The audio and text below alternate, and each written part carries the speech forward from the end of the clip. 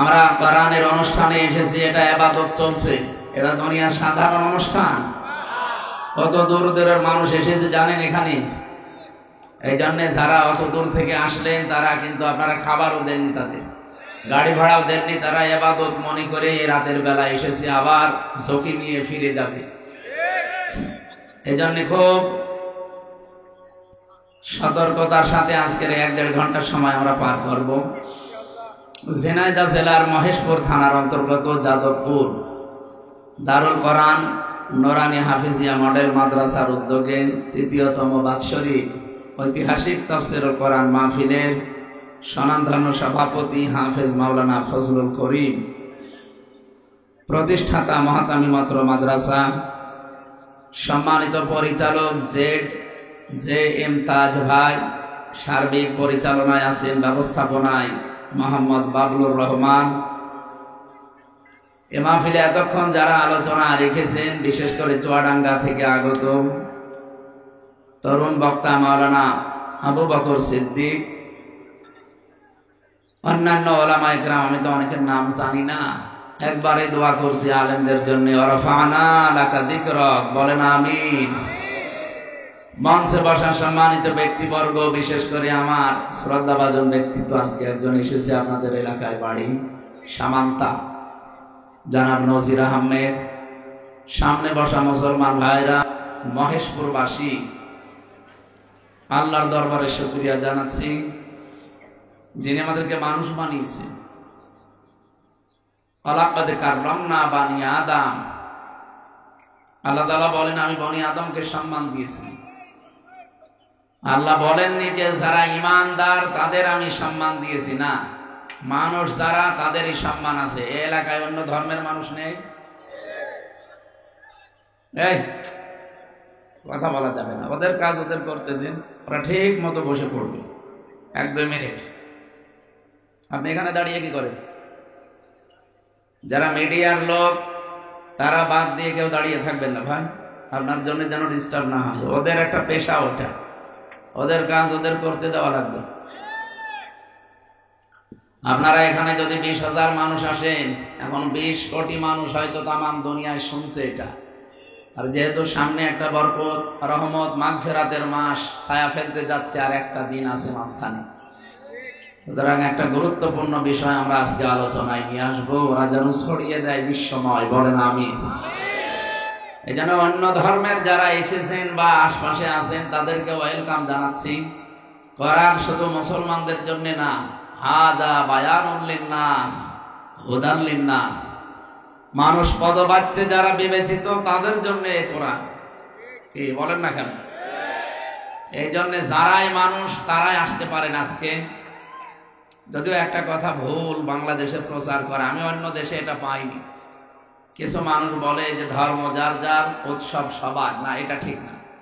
ধর্ম যার যার, উৎসব তার তার, এটা ঠিক আছে। এই কথা বলছেন না কেন? কিছু মানুষ দুর্বিসন্ধি করে এখানে একটা প্রতারণা করার মাধ্যমে, ধোঁকাবাজি করে কিছু ভোট পাওয়ার জন্য নিজের ঈমানটা এভাবে বিক্রি করে দেয়। আপনি কি জানেন এই কথা বললে কোরআনের আয়াতের সাথে আপনার কথা সাংঘর্ষিক? লা ইকরাহা ফিদ্দীন লাকুম দীনুকুম ওয়ালিয়া দীন, এই আয়াতগুলোর সাথে আপনার ওই কথা পুরাটা একেবারে কন্ট্রাডিকশন। এই জন্য আমরা এই কথা যেন আর না বলি। দুনিয়ার এই সমস্ত ফেরেবে পড়ে ঈমানটাই হারিয়ে ফেলি অনেকে। এমনকি কিছু মানুষ এখন বলতে শোনা যায় তাদেরকে, যারা বলে কোরআনের সাথে রাজনীতির কোনো সম্পর্ক নেই, এরা মুনাফিক। কোরআন দিয়ে রাজনীতি করা ফরজ। 918 জায়গায় এরকম আয়াত আল্লাহ কোরআনে দিয়েছে। কত জায়গায়? 918 জায়গায়। এই আপনি কথা বলেন কেন? আসছেন তো, আমারে বসিয়ে দিও না, গল্প করছি। আমি কিন্তু চলে যাবো এবার ভাই, এমনি দেরি করে তুলেছেন। বললেন যে 9টায় তুলবো, আমি সেই আশায় এসে বসে আছি। আমি তো বাড়ি থাকতে পারতাম ঘন্টাখানি, এমনিতেই সারাদিন সারা রাত শুধু গাড়িতে গাড়িতে। কথা ঠিক রাখলো না, 9:30 বললো 10টা। এখন ঘুমিয়ে পড়া দরকার, আর এখন তুলে দিচ্ছে। আগামী থেকে আশপাশে কোনো থানায় জেলায় আসলে আপনারা পোস্টারের নিচে লিখে দেবেন আমির হামজা রাত 8টায়। এভাবে লিখে দেবেন, যদি পারেন নেবেন, না হলে আমার দাওয়াত নেওয়ার দরকার নেই, অন্য যারা আছে তাদের নিয়ে, কারণ আমাকে বেঁচে থাকা লাগবে আগে। জালেমরা 3টা বছরে আমার শরীরে কিচ্ছু রাখে না, সব শেষ করে দিয়েছে। এমন কোনো জায়গা নেই যা ওরা টর্চার করে না। এই জন্য আমি তো অসুস্থ, এই শরীর নিয়ে টিকে থাকতে হলে ডাক্তাররা বলছে পর্যাপ্ত পরিমাণে ঘুম লাগবে, কারণ 3 বছর বহু ঘুমের ঘাটতি গেছে। প্রশ্ন আসতে পারে যে 3 বছর তো কোনো কাজই করেননি, শুধু এক ঘরে বসেছি, ঘুমাতে পারেন? আরে ভাই, ঘুম আসে, ঘুমের বড়ি খেয়েও ঘুম আসতো। শুধু আমার ওই মেয়েটার কথা মনে পড়তো যে কেমন আছে ফারিহা জান্নাত। জালেমরা 3টা বছর তারও দেখতে দেয়নি। যাই হোক, মুক্ত জীবনে যখন এসেছি, অন্তত যে গরু দিয়ে আপনারা চাষ করে খাবেন, গরুটা যেন মরে না যায়। তার মানে আমি গরু না, মানে আপনি বলছেন ঠিক না, গরু অসুবিধা নেই, আমি গরু। গরুদের কোনো হিসাব আছে? কম তো রাবা, আল্লাহ বলবেন মাটি হয়ে যা, কিয়ামতে মাটি হয়ে যাব। আপনাদের এই কথা যেন আল্লাহ কবুল করে, কিয়ামতে আল্লাহ গরু মনে করে মাফ করে দেয়। হ্যাঁ, এই কথা বলি না বা।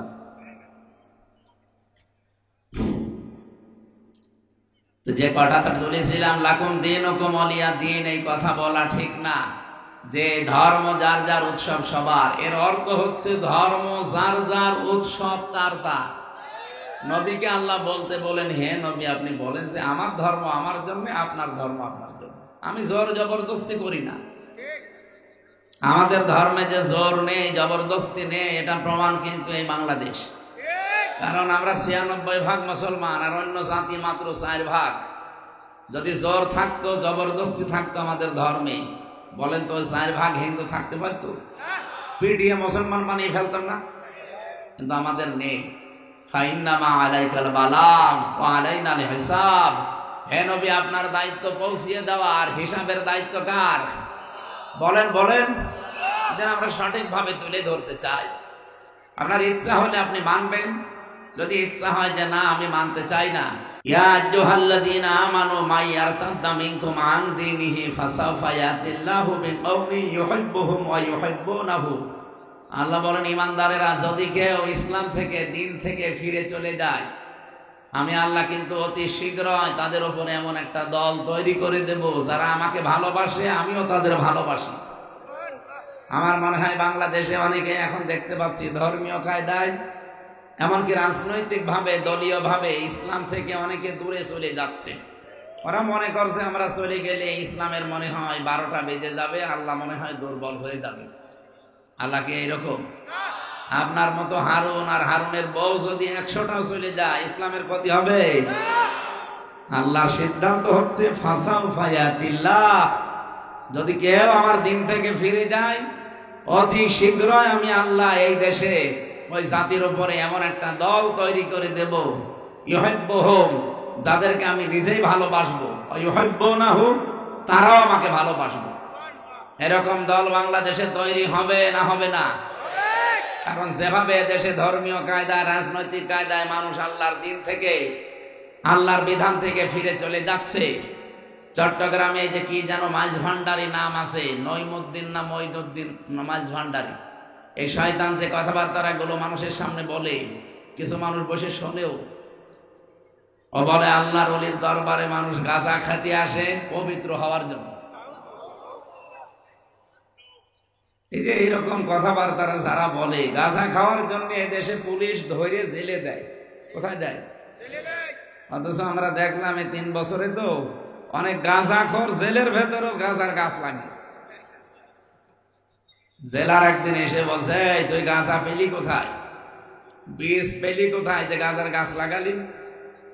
বলছে, স্যার আমি কোর্টে গিয়েছিলাম মামলার হাজিরা দিতে, আমারও তো কিছু হিতাকাঙ্ক্ষী বাইরে আছে, তারা আসার সময় গাঁজার পোটলা দিয়েছিল, তো ওইটা তো ধরা পড়ে যাবে মেশিনে, এই জন্য মুখের ভেতরে নিয়েছিলাম। এই বীজগুলো কায়দা করে মুখের ভেতরে এক কোনায় লুকিয়ে রেখেছিলাম, মেশিনে তুলে দিয়েছে, কিন্তু ওইটা ধরা পড়েনি। আমার মনে হয় মেশিন ওই সময় নষ্ট ছিল। তাছাড়া আমার মাজায় একটা তার থাকলেও দেখতে পায়, আর ওর উপর গাঁজার পোটলা দেখতে পেল না, মানে ওইভাবে ঢুকে পড়ার পরে বলছে আমি ওইটা ওই যে পানি খাওয়া আছে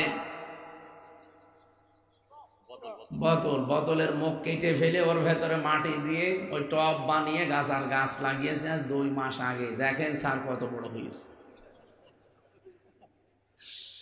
হিন্দু জেলার তো দেবদুলাল, আরে শয়তান, গাঁজা খাওয়ার জন্য পুলিশ ধরে তোরে জেলে দিল, আর তোরে এত কঠিন অবস্থায় রাখলাম, আর তুই এর ভেতরেও গাঁজার গাছ লাগিয়ে দিলি, তোরে তো স্বর্গে পাঠানো লাগবে। কথা জান্নাত জাহান্নাম বিশ্বাস করে না, বলছে স্বর্গে পাঠানো লাগবে। এখানে দিন থেকে কেউ যদি ফিরে যান, আল্লাহ কিন্তু সত্যি তার সিদ্ধান্ত বাস্তবায়ন করবে। এমন একটা দল বানিয়ে দেবেন, সেই দলকে আল্লাহ নিজেও ভালোবাসবেন, তারাও আল্লাহকে জীবনের চাইতে বেশি ভালোবাসবে। সেই দলে শামিল হওয়া দরকার না? আল্লাহ যদি ওরকম একটা দল বাংলাদেশে বানিয়ে দেয়, আল্লাহ যেন আমাদেরকে ওই দলে শামিল করেন, বলেন আমিন। আমার ভাইরা, যেহেতু অন্য ধর্মের যারা এসেছেন তাদেরকে বলছি, কোরআন সবার জন্য উন্মুক্ত এবং ওপেন। এই জন্য যারা এসেছেন আজকে কোরআন থেকে হেদায়েতমূলক কিছু কথা বলবো, আল্লাহ যেন শিক্ষা নিয়ে বাড়ি যাওয়ার তৌফিক দেন, বলেন আমিন। দরুদ আর সালাম পড়ছি আমাদের নবী মুহাম্মদুর রাসূলুল্লাহ সাল্লাল্লাহু আলাইহি ওয়াসাল্লামের প্রতি, যার আদর্শ পেয়ে আমরা এখনো পর্যন্ত খুশি আছি। কিছুদিন পরে হয়তো তার আদর্শ ছেড়ে দেব, বলেন বলেন। জীবন চলে গেলেও রাসূলের আদর্শ ছাড়া যাবে? এই যে কয়েকদিন আগে রাখাল রাহা নামে একজন রাসূলুল্লাহকে গালি দিয়েছে, এটা তার নিজের কথা না, শুধু তাকে এইভাবে দেওয়ানো হচ্ছে। কারণ আগস্টের 5 তারিখের পর থেকে আজকের এই ফেব্রুয়ারির 27 তারিখ, এই 6 মাস কয়দিন হয়ে গেল, 27টার উপরে প্রায় এই ভারত থেকে বিভিন্ন কায়দা কৌশল চালাচ্ছে। ভারতের পাশে না, এরা বিভিন্ন কায়দায় চেষ্টা চালাচ্ছে আমাদের দেশে যেন অশান্তি তৈরি হয়। এই জন্য 27টা বিষয় এরা চালিয়েছিল, কখনো আনসার লীগ, কখনো রিকশা লীগ, কখনো হেলমেট লীগ, সর্বশেষ রাসূলুল্লাহকে গালি পর্যন্ত দিয়েছে। ওরা মনে করেছিল আমরা উত্তেজিত হয়ে ওকে মেরে ফেলবো, এটা বিশ্বের মিডিয়ায় ওরা দেখিয়ে বলবে বাংলাদেশে জঙ্গি ভরে গেছে। অত পাগল শামসুদ্দিন ভাব থাকতে না ভাই, আমরা আর কারো উস্কানিতে পা দিতে চাই না। হ্যাঁ, তবে বলতে চাচ্ছি, আমরা এই অনুষ্ঠান থেকে রাখাল রাহা শুধু না, বাংলাদেশে কেউ যদি কোন নবীকে গালি দেয়, বিশেষ করে আমার নবী মুহাম্মদুর রাসূলুল্লাহকে, একই কথা, তার ফাঁসি দেওয়া লাগবে। এতে যদি তামাম দুনিয়া একদিকে হয়ে যায়, যাক, আমরা তার ফাঁসি, আমরা তার ফাঁসি। আগামীতে কেউ যদি দুঃসাহস করে, কোনো বিচার নেই, একবারে রায় দিয়ে দেবেন, তার ফাঁসি দেওয়া লাগবে। আপনি আমারে গালি দেন, আমার বাবারে গালি দেন, আমার দাদারে গালি দেন, হ্যাঁ, আমার দাদারে গালি দিলে অসুবিধা নেই, কারণ ও আওয়ামী লীগ দেন, ওরে গালি দেন, দরকারে আপনারা আমি আরো টাকা দেব, কিন্তু নবীজিকে গালি দেওয়া যাবে? বিশ্ব নবীর উম্মত হওয়া ছাড়া, তার সুপারিশ, তার সিগনেচার ছাড়া যত ইবাদতই করেন জান্নাত যেতে পারবেন না। সুতরাং দল মত এখানে আর দেখলে হবে না। কি রাজনৈতিক ভাবে বিভিন্ন দলে আমরা করি, হয়তো ভোট মোট দেই, এই এদিকে তাকান, রাসূলুল্লাহ আমাদের সবার জন্য না, কারণ জান্নাত যেহেতু যাওয়া লাগবেই, নাকি? এখান থেকে এই আপনাদের বারবার থামাতে গেলে তো আমি আলোচনা ভুলে যাবো। এই ছেলে, এখানে কথা বলেন কেন? বাড়ি চলে যান, যান। নিজেও শোনে না, খালি ডিস্টার্ব করে। এই যে মাঝখানের এটা কি খুলে ফেলা যায় না? এটা পেছনে মানুষ আছে,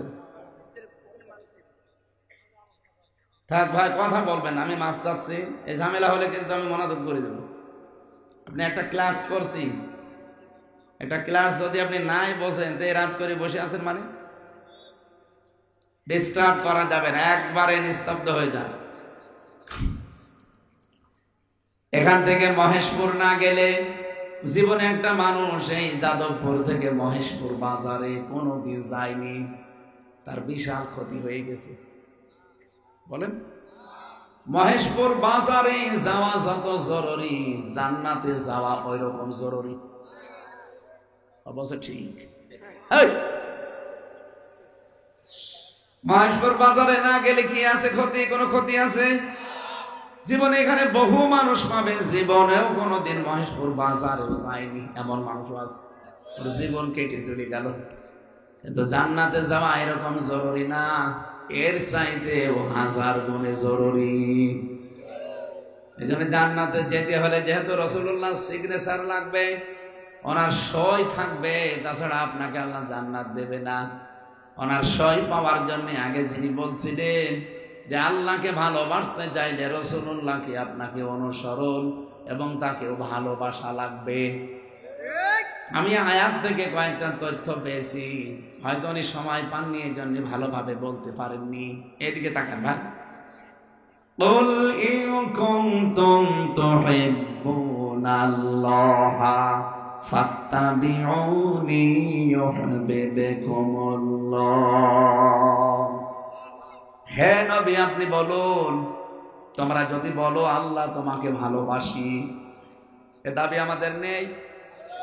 এই দাবি আমাদের আছে যে আল্লাহ তোমাকে ভালোবাসি। এ দাবি করলে হবে না, এটা দেখাতে হবে। কি দেখাবেন? ফাত্তাবিউনি, আল্লাহ বলেন আমার রাসূলের অনুসরণের মাধ্যমে এই দাবি পূরণ করো। তার মানে যারা দাবি করছি আল্লাহ তোমাকে ভালোবাসি, একমাত্র পদ্ধতি রাসূলুল্লাহকে অনুসরণ করা লাগবে। আল্লাহ বলেন আমি 2টা উপকার তাহলে করব। ইউহিব্বুকুমুল্লাহ, আমি আল্লাহ নিজেই তোদেরকে ভালোবাসা আরম্ভ করব, না করেছি, করব। ইউহিব্বু এটা মোজারে, বর্তমান, ভবিষ্যৎ, প্রেজেন্ট, ফিউচার। সত্যি যদি কেউ রাসূলুল্লাহর অনুসরণ আরম্ভ করে, তাকে আল্লাহ নিজে ভালোবাসা শুরু করবে। আর আল্লাহ যদি কাউকে ভালোবাসা আরম্ভ করে, যুনুবাকুম, যত অপরাধ আছে সব মাফ করে দেবে। না দিয়েছে? দেবে। ওয়ায়াগফির লাকুম, এইটাও মুসারিফ। জাম্বুন আল্লাহ না দিয়ে যুনুব দিয়েছেন, এ কারণে সত্যি যদি মহেশপুরবাসী আপনি রাসূলুল্লাহকে অনুসরণ আরম্ভ করেন, এখন থেকে পেছনে যত অপরাধ ছিল সবগুলো আমার আল্লাহ মাফ করে আপনাকে ভালোবাসা আরম্ভ করবে। এবার আমার প্রশ্ন, যেহেতু ক্লাস চলছে, ছাত্রের মতো জবাব দেবেন। রাসূলুল্লাহর অনুসরণ করা লাগবে আংশিক না পূর্ণাঙ্গ? আপনি নিজের দিকে তাকিয়ে বলেন তো, আপনার রাসূলুল্লাহর আদর্শ অনুসরণ কি পূর্ণাঙ্গ না আংশিক? আপনি নিজের দিকে তাকিয়ে বলেন আপনার অবস্থান আজ কোথায়। আপনার মাথা থেকে শুরু করে পা পর্যন্ত, আপনার রান্নাঘর থেকে একেবারে সংসদ পর্যন্ত, পুরা জীবনে মিলিয়ে বলেন আপনার রাসূলুল্লাহর অনুসরণ হচ্ছে আংশিক না পূর্ণাঙ্গ? আংশিক। আংশিক অনুসরণ করলে আল্লাহ মাফ করে দেবে, জান্নাতে দেবে, নিজে ভালোবাসবে। এ কথা কোরআনে পেয়েছেন? আমি তো পাইনি। আমার কোরআনের উপরে অনার্স মাস্টার্স করা, পুরা কোরআনের উপরে, আমি তো পাই। গল্প করছে মানে ভান্ডামি করার জায়গা পান।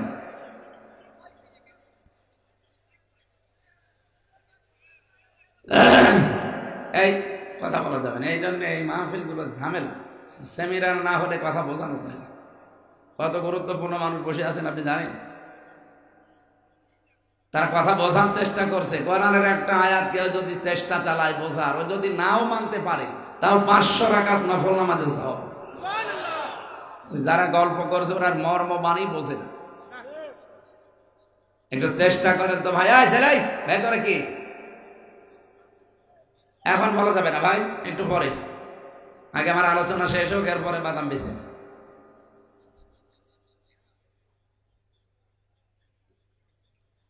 মহেশপুরবাসী, এই আয়াত থেকে আমরা যতগুলো তথ্য তাফসীর থেকে বের করলাম, তার মানে আমি নিজের দিকে তাকিয়ে বলতে পারি আমার অনুসরণ এখনো পূর্ণাঙ্গ আরম্ভ হয়নি, আংশিক হচ্ছে। হয়তো রাসূলুল্লাহর মতো দাড়ি আমি রাখি, নবীজির মতো হয়তো চুল বাগায় দেই, নবীজির মতো হয়তো নামাজ পড়ি, নবীজির মতো সামনে যে রোজা রাখবো। তো বিশ্ব নবীর জীবনকে 4টায় শেষ, আর নেই। উনি জন্ম থেকে শুরু করে একেবারে মৃত্যু পর্যন্ত 63 বছরে যা করেছে, বিশেষ করে 40 থেকে 63 নবতের এই 23 বছরের জিন্দেগি 1 সেকেন্ড আপনি বাদ দিতে পারবেন না। কি কথা বলেন না? আয়াতের শেষে কয়টা কথা পেলাম বলেন তো? 3টা। কেউ যদি সত্যি রাসূলুল্লাহকে অনুসরণ আরম্ভ করে দেয়, 1 নাম্বার আল্লাহ বলেন আমি নিজে তাকে ভালোবাসা শুরু করে দেব। তাকে ভালোবেসেছি তা না, বাসবো। আমি দেখতে চাই অনুসরণ আরম্ভ করেছে কিনা। আপনি আংশিক অনুসরণ করলে আল্লাহ আপনাকে ভালোবাসা আরম্ভ করবে? বলেন বলেন। আপনার অনুসরণ হওয়া লাগবে পূর্ণাঙ্গ। এ পৃথিবীতে বহু মানুষ রাসূলুল্লাহকে ভালোবেসেছে, আল্লাহর নবীর অনুসরণও করেছে, কিন্তু আংশিক। এই জন্য তাদের ভালোবাসার কারণে আল্লাহ তাদের ভালোবাসেননি, মাফ করেননি, জান্নাতেও দেবেন না। এমন হাজারো মানুষ আমি পেয়েছি। তার ভেতরে 1 নম্বরে নবীর চাচা আবু লাহাব আর আবু তালেব। এই 2 জন চাচা এত বেশি ভালোবেসেছিল রাসূলুল্লাহকে, নিজের বাড়ির কাজের লোক পর্যন্ত বলেছিল জানুন দিয়ে আজাদ করে দিলাম, মুক্ত করে দিলাম। আর আবু তালিব তো নিজের সন্তান হযরতে আলীকে রাতের বেলা কাছে রাখতো না, মুহাম্মদুর রাসূলুল্লাহকে নিজের বেডের উপরে রেখে ছোটকাল থেকে মানুষ করেছে। বিশ্বনবী যতদিন তার চাচা বেঁচে ছিলেন, 1টা সেকেন্ডের জন্য কোনোদিন চিন্তা করেন নাই। এত বেশি আগলিয়ে রাখতেন। অথচ এই লোকটার অনুসরণ ছিল না রাসূলুল্লাহ, আর ভালোবাসা ছিল। আবু লাহাবের ভালোবাসা পেয়েছি জীবনে, কিন্তু রাসূলুল্লাহর অনুসরণ আমি পাইনি। এই জন্য এই 2 চাচাকে আল্লাহ নিজে ভালোবাসেননি, মাফ করেননি, আর জান্নাতে তো দেবেনই না। এ পর্যন্ত বুঝেছেন? এবার রাসূলুল্লাহর আপন চাচার সাথে আপনি নিজের মিলান। আপনিও ভালোবাসেন রাসূলকে, আমি জানি। রবিউল আউয়াল আসলে আপনি মিলাদ পড়বেন, জিলাপি খাবেন, খিচুড়ি খাবেন, আমিও জানি। কি করবেন না এটা? তা আপনার যেমন দাড়ি বড় বড়, আবু তালেবেরও দাড়ি এত বড় ছিল। ওর জীবনী পড়ি দেখেন, পুরাটা ওর শরীরের স্ট্রাকচার দেওয়া আছে। আবু তালেবেরও দাড়ি কিন্তু রাসূলুল্লাহর মতো বড় ছিল। আবু তালেবেরও জামা রাসূলুল্লাহর মতো জুব্বা ছিল বড়। আবু তালেবের মাথায় পাগড়ি থাকতো সব সময়, কারণ ওই দেশের জাতীয় পোশাক ওইটা। কেউ অনুসরণ না করার কারণে কিয়ামতের দিন হাদিস এটা, তার পায়ের নিচে আল্লাহ জাহান্নামের 2টা জুতা পরিয়ে দেবে। এই জুতার কারণে তার মাথার মগজ পর্যন্ত টকবক করে ফুটতে থাকবে। আর আবু লাহাবের জীবনী পড়ে দেখেছি, সায়াসলা নারম দাতাল হাব ওয়া মারাতুহু হাম্মালাতাল হাতাব। রব্বুল আলামিন বাক্য শুরু করার আগে সিন দিয়েছেন সায়াসলা। আরে ভাই, আসলা দিলেও কিন্তু অর্থ হয়ে যেত, সিন দিলেন কেন? এখানে বালাগাত মানতেক যারা পড়ায় বা পড়তে পারে, বালাগাত মানতেকে সিন শব্দটা 13টা অর্থে ব্যবহার হয়। সিন আছে, সাফা আছে, কদ আছে, লাম আছে, এরকম 13টা। কোন সেন্টেন্সের আগে যদি একটা ব্যবহার হয়, বাংলা অর্থ দাঁড়ায় তখন যে অতি তাড়াতাড়ি। আল্লাহ বলেন অতি তাড়াতাড়ি আমি আবু লাহাবকে জ্বলন্ত আগুনে প্রবেশ করাবো, না করিয়েছি? ইয়াসুলা এটা মুজারে, বর্তমান, ভবিষ্যৎ, প্রেজেন্ট, ফিউচার। তার মানে সামনে আমি ওরে করাবো। যেহেতু মারা গেছে, ও দুনিয়ায় আছে, ও মারা গেছে, এই জন্য ওর আযাবও শুরু হয়ে গেছে। বিশ্বনবী মেরাজে দেখেছিলেন যে চাচা আবু লাহাব এই আঙ্গুল 2টা মুখের ভেতর দিয়ে চুষতেছে।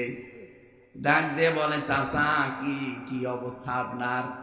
বলে, ভাতিজা তোমার জন্মের পর এই দুইটা আঙ্গুল দিয়ে আমি আমার বাড়ির কাজের মেয়ে তাকে আমি আজাদ করে মুক্ত করে দিয়েছিলাম, কারণ ওই জামানায় মানুষ বিক্রি হতো। এই মেয়েটাকে আমি বহু টাকা দিয়ে কিনে এনেছিলাম বাড়িতে কাজ করার জন্যে। আমার হুকুম ছাড়াও বাড়ির বাইরে এক পাও রাখতে পারতো না, তাহলে পিটানি খেত। কিন্তু যেদিন তোমার জন্ম হয়, এই দাসীটা, ওর নাম সোয়াইবিয়া, ও একেবারে এক দৌড়ে বাড়ি থেকে বের হয়ে আমার কাছে এসে বলেছে, মালিক, আপনার মরা ভাই আব্দুল্লাহর সন্তান হয়েছে, খুব সুন্দর।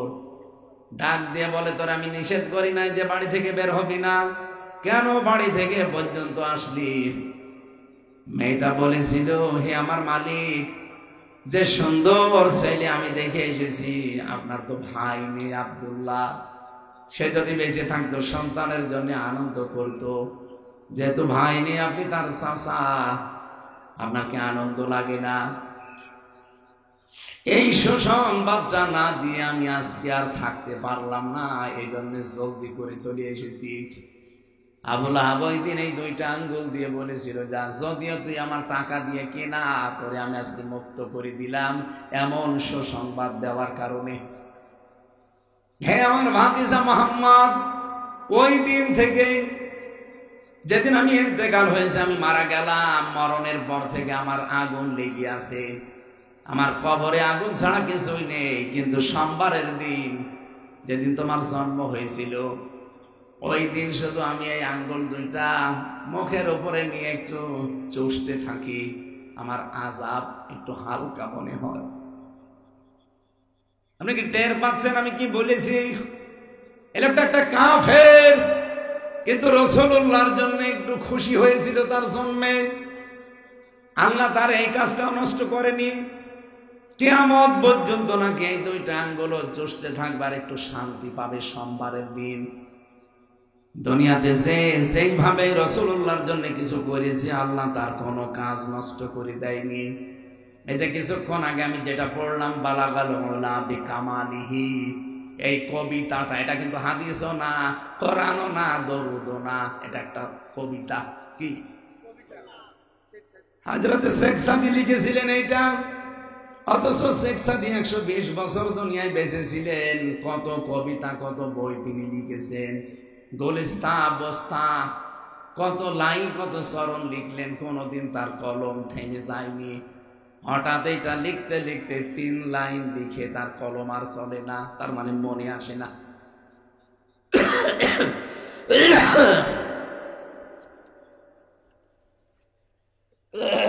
মনে আসে না, এজন্য উনি আর কিছু লিখতে পারেন না।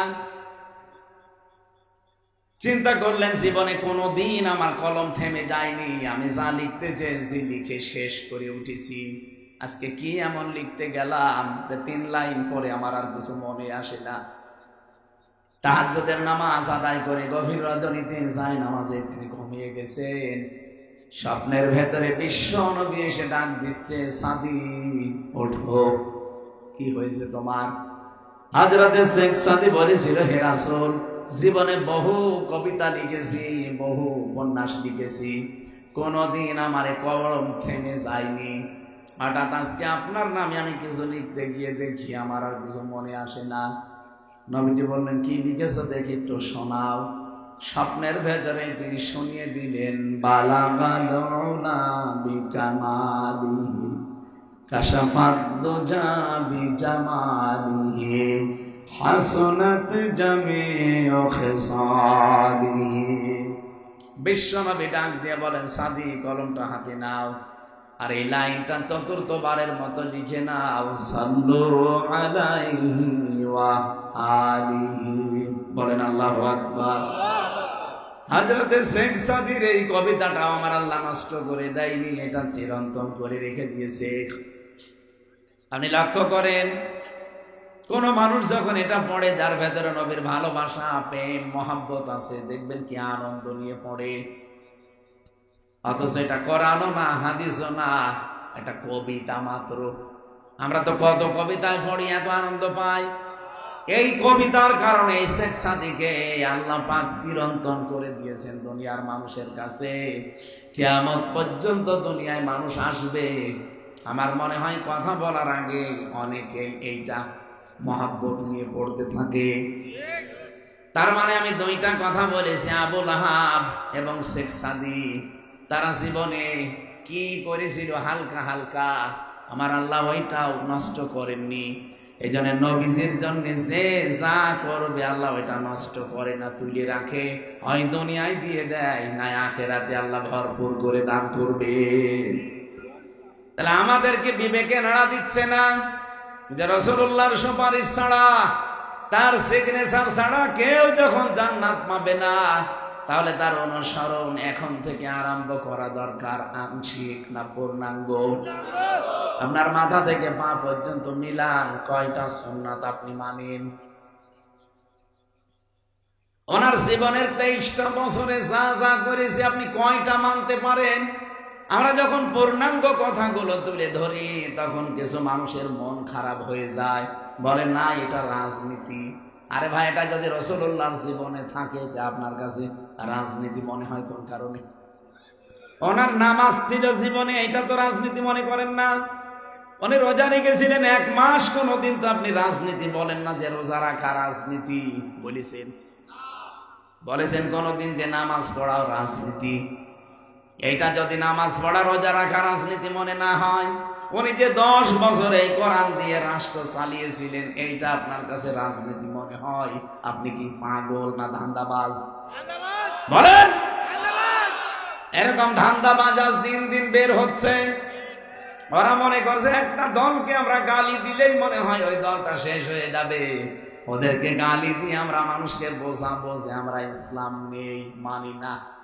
আপনি ওকে গালি দিয়ে কি করবেন? ইসলামের মালিক কেউ নাকি? ইসলামের মালিক হামজা কে? নবীজিও ইসলামের মালিক না, নবী ইসলামের খাদেম। কি কথা বলেন না কেন? নবীজিকে মালিক, নবীজি খাদেম ছিলেন ইসলামের। মালিক শুধুমাত্র কেবলমাত্র একমাত্র একজন ইসলামের, তিনি আমার আল্লাহ। বলেন আমি ইসলাম পাঠিয়েছি, আমার ইসলাম থেকে মাইয়ার তাদ্দা বাবে ইফতেআল ইরতিদাদ এ শব্দের বাংলা অর্থ হচ্ছে হক থেকে বাতিলের দিকে যারা ফিরে যায়। আর এটা আমি বাংলাদেশে এখন বেশি দেখতে পাচ্ছি। ইসলামের নাম নিয়ে অনেকে আজ ইসলামী ভাবে, ইসলামী কায়দায় কত মানুষ আল্লাহর আসল দিন থেকে নকল দিনের দিকে ফিরে চলে যাচ্ছে। দেখেন বিভিন্ন দরবার কেন্দ্রিক যে ইসলামগুলো, আসল ইসলামের খবর নেই সেখানে। আরে মরণের পরে আপনাকে যে প্রশ্ন করা হবে ওইগুলো সেখানে শেখানো হয় না। আন্দাজে বানিয়ে তারা ইসলাম নিয়ে মানুষের ভেতরে একটা বিভ্রান্ত তৈরি করে দেয়। মরণের পরে আপনার সিলেবাস থাকবে মার রব্বুকা, তোমার রবকে, অমা দিনুকা, তোমার দিন কি, অমান নবিয়ুকা, তোমার নবীকে। এই 3টা থাকবে না। বলেন বলেন, আপনি এই 3টা প্রশ্নের জবাব ঠিক করেন। ও জিনাইদাবাসী, আমি আমার ইমান থেকে বলছি, খুব ভালো করে খেয়াল করেন। হয়তো আপনি আর 50 বছর পরে এখানে থাকবেন না, আমিও মনে হয় থাকবো না।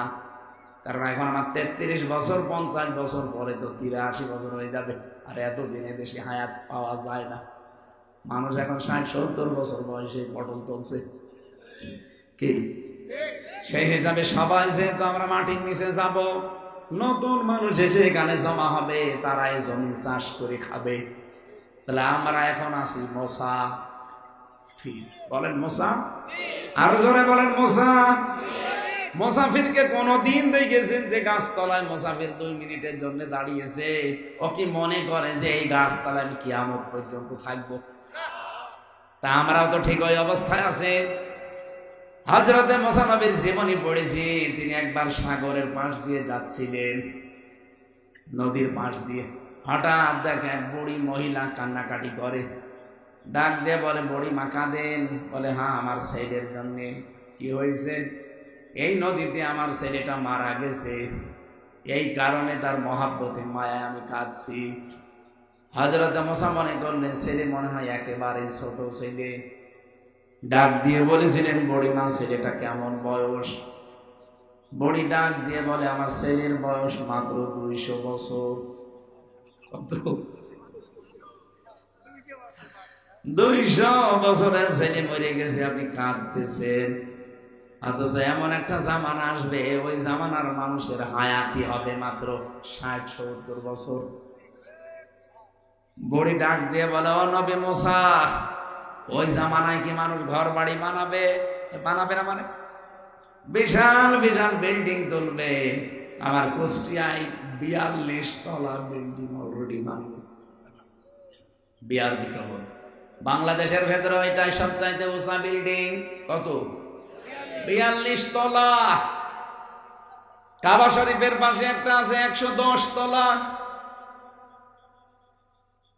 বুড়ি বলেছিল, ও মুসা, ওই জামানার মানুষকে বিয়ে শাদী করবে? বলে করবে না মানে এক একজন 3-4টা করে। আমার কুষ্টিয়ার, আমার যেখানে বাড়ি হালসা পাটিকা বাড়ি, ওখানে একটা লোক ইতালি ছিল, ওই শয়তান একসাথে 9টা বিয়ে করেছে। এখন 8টা বউ একসাথে আছে, যদিও এটা হারাম কাজ, তারপরও দেখেন 8টা বউ চালাচ্ছে। আমরা একটাই নিয়ে চলতে পারি না, আর 8টা চালিয়ে চলে যাচ্ছে। যদিও কাজটা জায়েজ নেই, হারাম কাজ। উম্মতের জন্য 4টার অধিক বিয়ে করা জায়েজ আছে। বুড়ি বলেছিল, ও নবী মুসা, ওই জামানায় বাচ্চা কাচ্চা কি হবে? হবে না মানে এক একজনের 20-22টা। আমার নিজের গ্রামে এক মহিলার 22টা ছেলে মেয়ে, 12টা মেয়ে, 5টা ছেলে, একটাই মা। আমি মনে করলাম যে আল্লাহ, এই লোক যদি 4টে বিয়ে করতো, এক একজনের যদি 17টা করে হইতো, 417। চিন্তা করে দেখেছি পুরা গ্রাম। মুসা নবী বলে, ও মা, বড়ি মা, মানুষ বিয়ে শাদীও করবে, ছেলে মেয়ে হবে, ঘর বাড়ি বানাবে। বুড়ি তখন আফসোস করে কান্না বন্ধ করে বলেছিল, মুসা, আমি কান্নাই বন্ধ করে দিলাম। আমার আফসোস লাগে, তুমি যে কথা শোনালে, মাত্র 60-70 বছর। ওই রকম হায়াত যদি আমরা পেতাম, একটা গাছের নিচে বসে সুবহান আল্লাহ বলে কাটিয়ে দিতাম। সেই হায়াত আমরা পেয়েছি, এই কথা বলেন। তারপরও কোনো গ্যারান্টি এখন আছে? যেভাবে চিন্তায় ডাকাতি রাহাজানি আর কোপাকুপি আরম্ভ হয়েছে, 1 সেকেন্ডেরও গ্যারান্টি নেই। কি অবস্থা আরম্ভ হয়ে গেল বাংলাদেশে। এই জন্য স্বরাষ্ট্র উপদেষ্টা খুব খেপে গেছে। উনি গত পরশুদিন ঘোষণা দিয়েছে, যদি চাঁদাবাজ, কোন ছিনতাইকারী, কোন ডাকাত, কোন চোর যদি ধরা পড়ে, ও আর মামলা দেওয়ার দরকার নেই, পিটিয়ে জায়গায় মেরে খাবে। মানে যা আরম্ভ হয়েছে, এইটা ছাড়া এখন আর সম্ভব না। কি কথা বলো না কেন? এগুলো কিন্তু করছে সব ওই জালেমরা আর জালেমের দোসররা, বিভিন্ন রূপ নিয়ে এসে। ওরা তো সরাসরি এখন আর পরিচয় দিতে পারে না যে আমি অমুকের অমুক। আমার বংশের যারা ছিল, বললাম না, 100 জনের 98 জন আওয়ামী লীগ, আমার দাদা নিজেও। এখন যে আমি বলবো, এই জন্য বললাম দাদারে গালি দিয়ে আমি টাকা দেব। ওরা এখন সব মনে হচ্ছে আল্লাহর ওলি হয়ে গেছে। আগস্টের 5 তারিখের আমারে কল দিয়েছিল বিকাল বেলা, আগস্টের 5 তারিখে। বলছে, ভাতিজা, ভালো হয়ে গেছি। ভালো হয়ে গেছি সব আমরা এখন জামাত ইসলাম। সারা জীবন বললেন আমরা আওয়ামী লীগ, আর এখন আপনি হঠাৎ করে জামাত ইসলাম কেন? বাঁচার কোনো উপায় নেই, নাম বললেন পিটিয়ে মেরে ফেলেছে। না, একজনকে পিটিয়ে মেরে ফেলেছে না?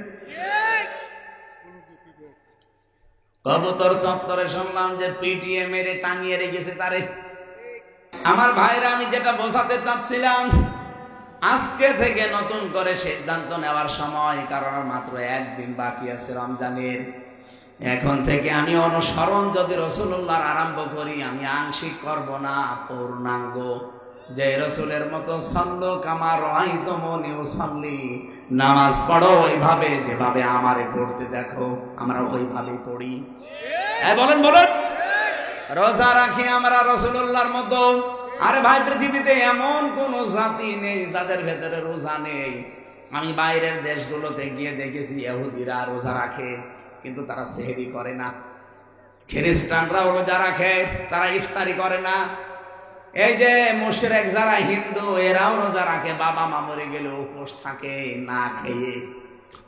৪,৫০০ ধর্ম দুনিয়ায় আছে, প্রত্যেক ধর্মের লোকেরাই কম বেশি রোজা রাখে, কিন্তু আমার রাসূলুল্লাহর মতো রোজা, বলেন বলেন, আমার রাসূলুল্লাহর রোজা হচ্ছে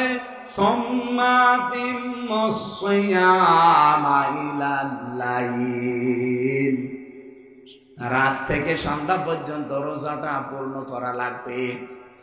এই জন্য আপনাদেরকে আমি আহ্বান জানাচ্ছি, কালকের দিন যেহেতু আছে মাঝখানে, রোজা যারা রাখবেন, এই রাতে হয়তো অনেক মানুষ গভীর রজনীতে খাবার খেয়ে নেন না, এটা ঠিক না। একেবারে সুবহে সাদিক হওয়ার আগ দিয়ে খাবেন।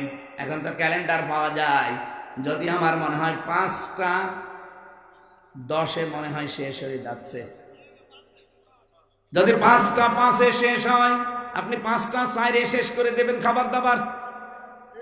আমরা রাত ২টার সময় খেয়ে বসে আছেন না, আবার তো দরবেশগিরি আপনার দেখানোর দরকার নেই। বিশ্বনবী বলেন, আমার উম্মতেরা যতদিন মানে সেহরিটা শেষ সময়ে করবে আর ইফতারিটা একেবারে পয়লা টাইমে করবে, ততদিন তারা আমি আল্লাহর পক্ষ থেকে বরকত পেতে থাকবে। এটা মেয়েদের ভেতরে নেই, দেখবেন ইফতারি বানাতে আর হাঁসের আর মুরগির খাবার দিতে দিতে ইফতারি করে, কিন্তু আজান হওয়ার ২০ মিনিট পর।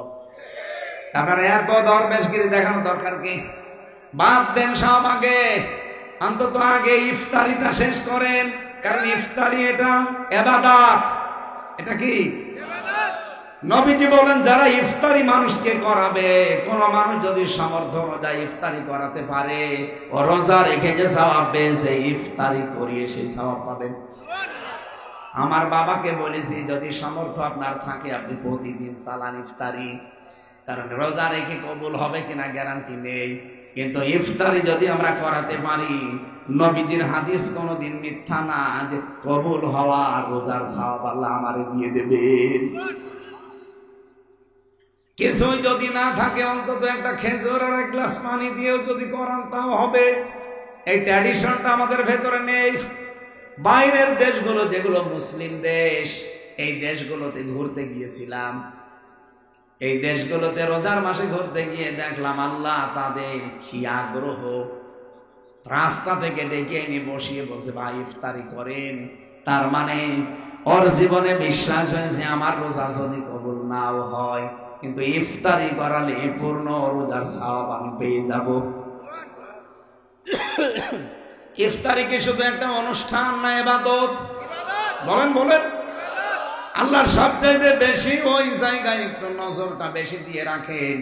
মানুষ যখন সারাদিনের ক্ষুধার্ত পিপাসার্ত শরীর নিয়ে ইফতারি নিয়ে বসে থাকে, আল্লাহ যেন ফেরেশতাদেরকে ডাক দিয়ে বলতে, বান্দা দেখ, ও ফেরেশতারা নিষেধ করতি হামসাকে বানাতে, অথচ দেখ সারাদিন না খাওয়া শরীর পিপাসার্ত হয়ে আছে, এরপরও খাবার থাকতেও খেতে চায় না।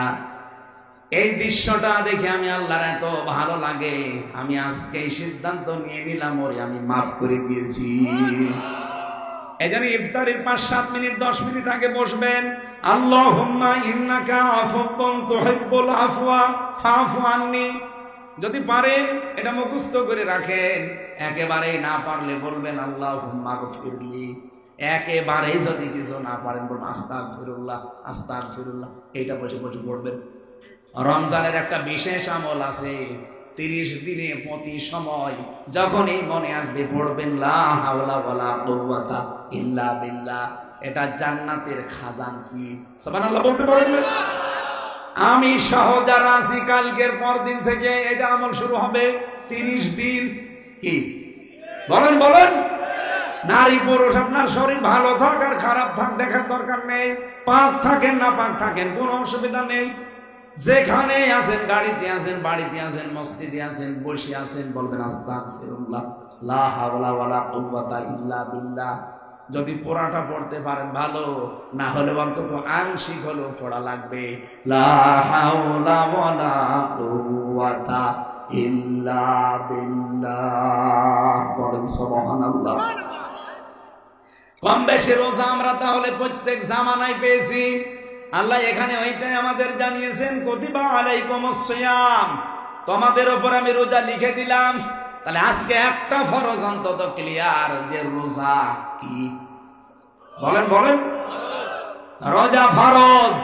আর পৃথিবীতে যত ফরজ আছে সব ফরজের বড় ফরজ না, না, রোজা একটা ফরজ। আর পৃথিবীতে যত ফরজ আছে সব ফরজের বড় ফরজ একটা আছে, ওইটা এই আয়াতের ভেতরে পাবেন। এটা না শুনি চলে যাবেন। বলেন বলেন, এটা আজকে শুনে তারপরে বাড়ি যাবেন। তো পৃথিবীর সবচাইতে বড় ফরজ কোনটা? রোজা এমনিতে একটা ফরজ কাজ, নামাজ যেমন ফরজ, যাকাত যেমন ফরজ, হজ যেমন ফরজ, কিন্তু সব ফরজের বড় ফরজ কোনটা ওটা আমি আজকে জানাবো। কোরআনে কারিম থেকে আমরা যদি ওটা জানতে পারি, আজকে আমি সহ যারা এসেছি মাস্ট বি ওটা মানা লাগবে। আল্লাহ বলেন কুতিবা আলাইকুমুস সিয়াম, শুধু তোমাদের উপরে না, কামা কুতিবা আলাল্লাযীনা মিন ক্বাবলিকুম, তোমাদের পূর্বে যত জাতি আমি পাঠিয়েছি প্রত্যেকটা জাতির উপরে আমি এই রোজাটা লিখে দিয়েছিলাম। তার মানে অন্যান্য ইবাদত হয়তো সব জাতির উপরে ছিল না। এই বুঝতেছেন কথা? হজ হয়তো সব জাতির উপরে ছিল না ফরজ, যাকাত হয়তো সব জাতির উপরে ছিল না ফরজ, কিন্তু রোজাটা তামাম পৃথিবীতে যত মানুষ পাঠিয়েছে আল্লাহ প্রত্যেকটি জামানায় নবীদের উম্মতের উপরে ফরজ ছিল। বিশ্ব নবীকে আল্লাহ মেরাজে নিয়ে 50 ওয়াক্ত নামাজ আর 6 মাস দিয়েছিলেন রোজা। কয় মাস? 6 মাস। প্রতিমধ্যে হযরতে মুসার সাথে বারবার দেখা হয়েছিল। তিনি বলেছিলেন, হে আল্লাহর নবী মুহাম্মদুর রাসূলুল্লাহ, আপনি আমার চাইতে অনেক মর্যাদাবান, কিন্তু আপনার চাইতে আমার অভিজ্ঞতা বেশি আছে, আপনার চাইতে আমি দুনিয়ায় আগে গিয়েছি। আপনার উম্মত তো দুর্বল, আমার উম্মত কত শক্তিশালী ছিল, হাজার হাজার বছর তাদের হায়াত ছিল, কিন্তু তাদের মাত্র একটা রোজা ছিল বছরে। কয়টা? একটা রোজা ছিল মাত্র, আর 1 ওয়াক্ত নামাজ ছিল, তাই তারা পড়তো না, সময় পেত না। আর আপনি 6 মাস রোজা দিয়েছে, 50 ওয়াক্ত নামাজ দিয়েছে, আর আপনি আনন্দে লাফান। যান তাড়াতাড়ি করে কমিয়ে নিয়ে আসেন। উনি 9 বার গিয়েছে আল্লাহর কাছে, প্রতিবার আল্লাহ 5 ওয়াক্ত করে কমিয়েছে। 5 নং 45 ওয়াক্ত শেষ। 6 মাসের ভেতরে রোজা কমাতে কমাতে মাত্র আর 1 মাস আছে। মুসা নবী বললেন, আপনি আবার যান, দেখেন আর একটু কমে কিনা। মুহাম্মদ রাসূলুল্লাহ বলেন, ভাই মুসা, আমার লজ্জা করছে, বারবার আল্লাহ আমাকে দিতে চায়, আর আপনি বলেন কমান কমান। আমি আর পারবো না, কল মুখ নিয়ে যে বলবো যে আল্লাহ আরো কমিয়ে দাও, যা দিয়েছে ওই হবে, আমার উম্মত মানবে। আল্লাহ রাব্বুল আলামিন ফেরেশতা জিবরাইলকে বললেন, যান শুনিয়ে দেন, আমি কিন্তু 50 ওয়াক্ত নামাজ আর 6 মাস রোজা লিখে দিয়েছিলাম, আমার লিখিত জিনিসের কোনো পরিবর্তন। আরো জোরে বলেন। আল্লাহ একবার যেটা রায় দিয়ে দেয়, ওই রায় কিয়ামত পর্যন্ত কোনো রদ বদল হয় না। কিন্তু বাংলাদেশে যে রায় হয়, এটা রদ বদল নেই। এই যে এটিএম আজহারুল, তার রায় দিয়েছিল হাসিনা, যে রায় গত পরশুদিন সে রায় উল্টিয়ে গেছে। আমার মনে হয় সালাউদ্দিন কাদের চৌধুরী যদি বেঁচে থাকতেন, তাকে যদি ফাঁসি দেওয়া না হয়তো, তিনিও এতদিন বাইরের মুক্ত জীবনে আসতে পারতেন। কারণ যে রায়গুলো দিয়েছিল, রায় সব ওই হাসিনার মন মতো, বিচার ব্যবস্থা মন মতো ওদের বানানো, ওদের বিচারপতিও বানানো, প্রসিকিউটর বানানো, সাক্ষীও বানানো। কারণ সাক্ষীগুলো এমন যারা 6 মাইল দূর থেকে দেখে বলছে, আমি 6 মাইল দূর থেকে দেখেছি, আমি এই প্যান্ডেলের শেষ পর্যন্ত দেখতে পাচ্ছি না, আর সে নাকি 6 মাইল দূর থেকে দেখে সাক্ষী দিয়েছে। তার মানে এটা যে পুরা বানোয়াট। এই কারণে এখন যিনি প্রধান বিচারপতি আছে, আজহারুল ইসলামের রায় আবার তুলেছিল, উনি বলেছে ওটা আগেরটা বাতিল, নতুন করে আবার শুনানির দিন ধার্য হয়েছে। আগে বলতে হবেই না, এখন বলছে হবে। তার মানে আগের পুরা বিচার বাতিল। এ বাংলাদেশের রায় পরিবর্তন হয়, এ বাংলাদেশের সংবিধান পরিবর্তন হয় কয়বার? 17 বার। কয়বার? বাংলাদেশের সংবিধান 17 বার পরিবর্তন হয়েছে 54 বছরে। অথচ আল্লাহ কোরআনে কারিমে যে সংবিধান দিয়েছেন 17 বার না, কিয়ামত পর্যন্ত একবারও কোনো পরিবর্তন। আতাম্মাত কালিমাতু রাব্বিকা সিদকাও ওয়া আদলা লা মুবাদদিলা লিকালিমাতি। সূরা নাম 8 নাম্বার বরাবর প্রথম নাম্বার পৃষ্ঠা 10 নাম্বার লাইনে 115 নাম্বার আয়াতে আছে, প্রথম অংশ পাবেন। আল্লাহ বলেন কোরআনে আমি যা দিয়েছি কিয়ামত পর্যন্ত এটা সত্য। 2 নাম্বার এটা ন্যায় বিচার ইনসাফপূর্ণ কথা দিয়ে পরিপূর্ণ। 3 নাম্বারে কিয়ামতে কোনোদিন আমার কোরআনের একটা অক্ষর রদবদল হবে না। আমরা যদি বাংলাদেশে কোরআনের আইন, এটা যদি সংবিধান বানাতে পারতাম 54 বছর আগে, বিনা কারণে যাদেরকে আমরা ফাঁসি দিয়ে মেরে ফেলেছি এগুলো ফাঁসি দেওয়া লাগতো না। কোরআনের পাখি সত্যি বলেন তো, মন থেকে আজকে যদি বেঁচে থাকতেন, সেই মানুষটাকে যে ধর্ষণ মামলা দিয়েছিল সর্বশেষ, তাদের যে সাক্ষী মেয়েটাকে নিয়ে এসেছিল এই ধর্ষিতা, এই মেয়েটাকে অ্যাডভোকেট তাজুল ইসলাম জিজ্ঞাসা করছে, মা মাওলানা সাইদি আপনাকে ধর্ষণ করেছে? বলছে জি হ্যাঁ। তা আপনার বয়স কত হবে, জন্ম তারিখ আপনার কত? মেয়েটা বলছে আমি 1975 সালে জন্ম নিয়েছি। ধর্ষিতা হয়েছেন কত সালে? বলছে 1971 সালে।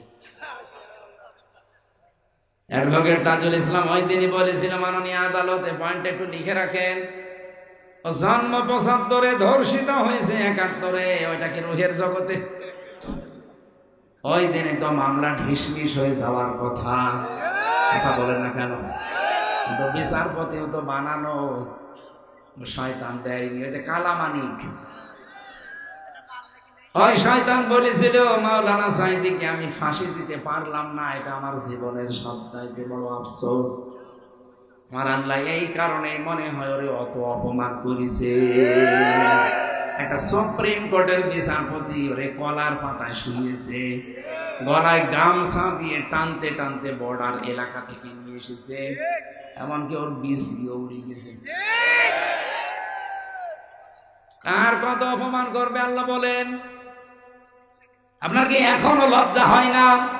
আজ যারা আলেমদেরকে ধর্ম ব্যবসায়ী বলেন, আজ যারা বাংলাদেশের রাজনীতিকে ইসলাম দিয়ে করতে গেলে আপনি উল্টা পাল্টা কথা বলেন, আলেমদের পেছনে উল্টা পাল্টা ফতোয়া দেন, আপনাকে লজ্জা করে না যে কয়দিন পরে না জানি আমারও অবস্থা কালামানিকের মতো হয় কিনা?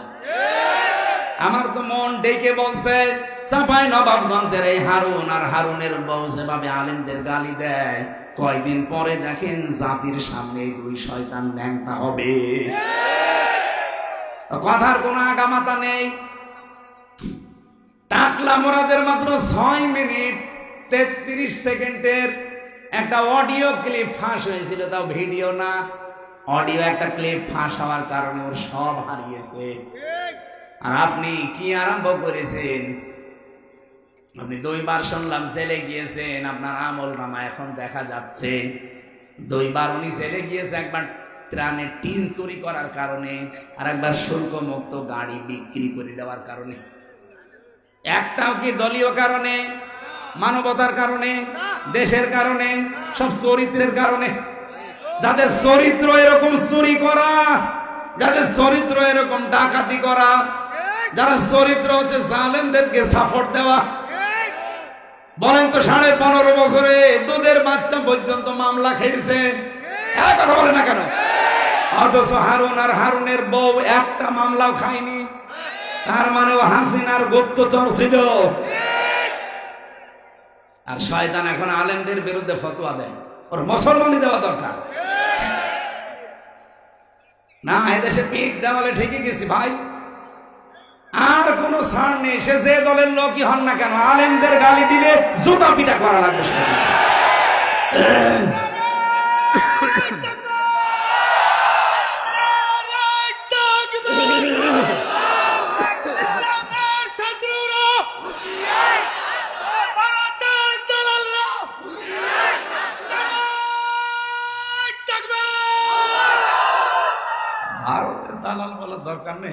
সামনে তো সাতারা চলে আসতে আসো।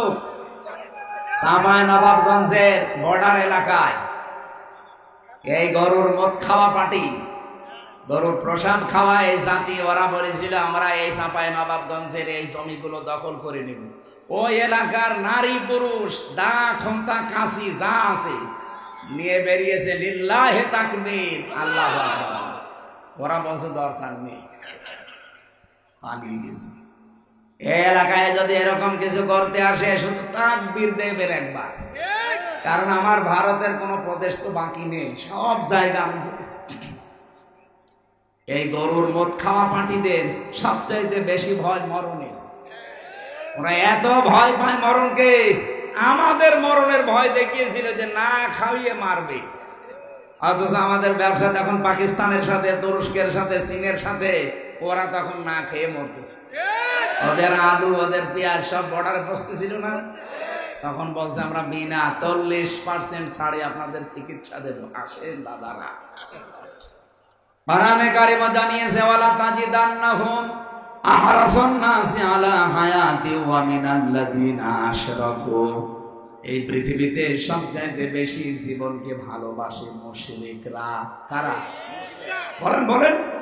ইয়াওয়াদু আহাদুহুম লাউ ইয়াম্মারু আলফা সানা। হে নবী, ওদেরকে যদি বলেন তোমাদের 1000 বছর হায়াত, ওরা বলবে আলহামদুলিল্লাহ আমরা আরো বাঁচতে চাই।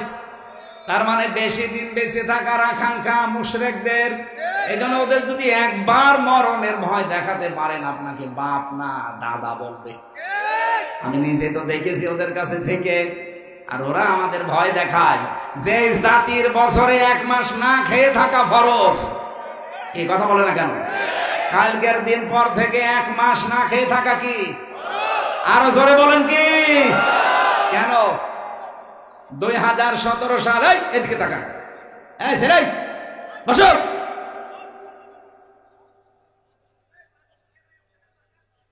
এদিকে তাকান, গুরুত্বপূর্ণ একটা তথ্য আছে এখানে। 2017 সাল জাপানের একজন বিজ্ঞানী, চিকিৎসা বিজ্ঞানী ইউসা নরি ওসামি, নাম উচ্চারণ করা সাদা কঠিন।